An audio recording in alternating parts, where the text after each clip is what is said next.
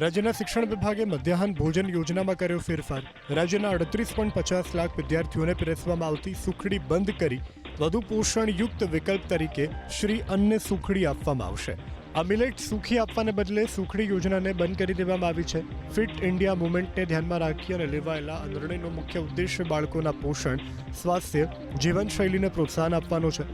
શિક્ષણ વિભાગના નિર્ણયથી મુખ્યમંત્રી અલ્પાહાર યોજનામાં પણ મહત્વનો ફેરફાર જોવા મળશે. નવા મેનુમાં વિવિધ પોષણયુક્ત વાનગીઓનો સમાવેશ કરવામાં આવ્યો છે, જે વિદ્યાર્થીઓને સંતુલિત આહાર પૂરો પાડશે.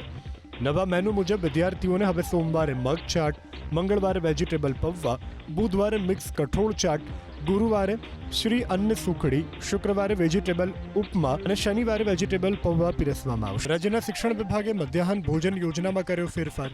રાજ્યના 38.50 લાખ વિદ્યાર્થીઓને પીરસવામાં આવતી સુખડી બંધ કરી વધુ પોષણયુક્ત વિકલ્પ તરીકે શ્રી અન્ન સુખડી આપવામાં આવશે.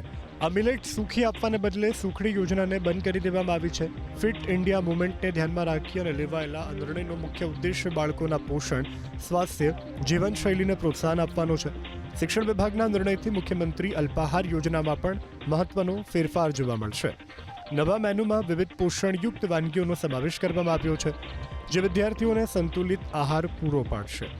નવા મેનુ મુજબ વિદ્યાર્થીઓને હવે સોમવારે મગ ચાટ, મંગળવારે વેજીટેબલ પૌવા, બુધવારે મિક્સ કઠોળ ચાટ, ગુરુવારે શ્રી અન્ન સુખડી, શુક્રવારે વેજીટેબલ ઉપમા અને શનિવારે વેજીટેબલ પૌવા પીરસવામાં આવશે.